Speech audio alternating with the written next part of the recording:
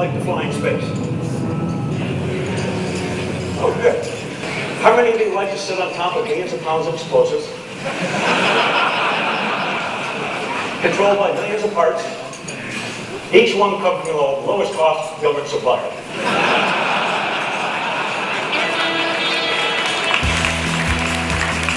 Edward G. Gibson served as science pilot of Skylab 4. For his heroism and duty to his country, Edward Gibson is inducted into the United States Astronaut Hall of Fame. I was fortunate enough to be on Skylab, our country's first space station. Like many missions that we've had since then, we traveled a good distance. In about 84 days, Jerry Carr and Bill Pogue and myself traveled about 35 million miles. But when you run the numbers, you see that it takes light just 3 minutes to go that same distance. And yet it takes light over 4 years to reach our nearest star. Clearly, when it comes to space travel, we have just barely put our collective toe out the front door. As the scientist pilot on the last and longest mission to Skylab, America's first space station, Ed Gibson experienced a then record-setting 84 days in space. His life in zero gravity extended outside Skylab during over 15 hours of spacewalks. During his 14-year career with NASA, Ed also served on the support crew for the Apollo 12 mission and as a consultant during the filming of Apollo 13, starring Tom Hanks.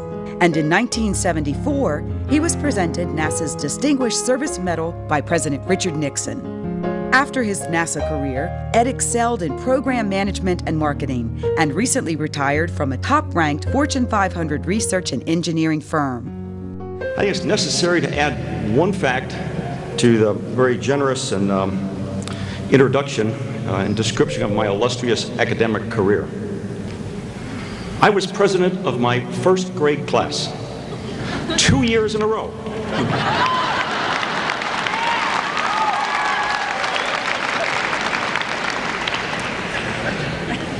Now, had I accepted people's early judgment of my academic prowess, it would have been a different life for me.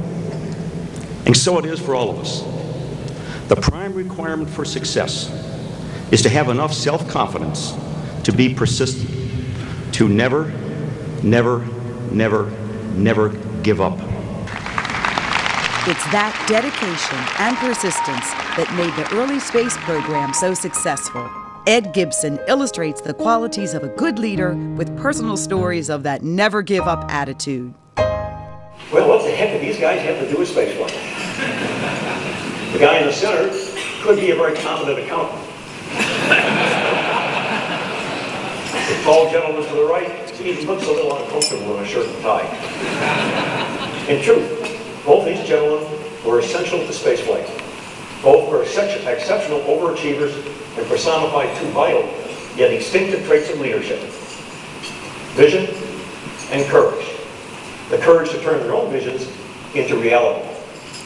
We now recognize Robert Goddard, the gentleman in the center, as a father of American rocketry, even though over 80 years ago he was just being continuously ridiculed for his obsessive playing with rockets. But he persisted, and spaceflight is much further ahead today because he did. The other gentleman, to the right, Charles Lindbergh, a pioneer in aviation, upon a base upon which spaceflight was built. His aircraft, the Spirit of St. Louis, now hangs in the Smithsonian in Washington, D.C., just as it did when I stared at it in awe as a kid. No one can picture flying that small, frail aircraft into the darkness over the cold Atlantic without admiring his courage to demonstrate his vision.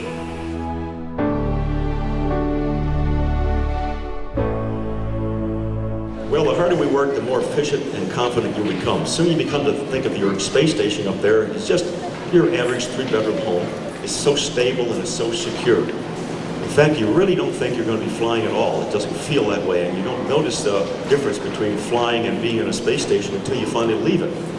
Matter of fact, you'd be content, as we would, to have stayed up there for a long period of time, for years, if we had friends and family along. Maybe a good pizza parlor. There's nothing foreign or nothing hostile about it. How many of you like to go outside on a spacewalk? Not so many hands this time. Don't trust me. Well, let's talk about it. Let's all go up to the top of a tall building. 50 stories, maybe 100 stories, that would do. But now, let's open a window after you've looked out and where it's pleasant and relaxing. We'll now open a window and we'll take you out one by one to the end of a long springboard, where we have a steel-fisted Arnold Schwarzenegger going to grab you by your ankles and hold your head down. Now, intellectually, you'll know you never fall. And even though you're at the same height as you were inside, you have to admit, it feels a bit different. Well, on the spacewalk, you get that same feeling, just more of it. Head down, you glide over Earth at a very serene 5 miles a second.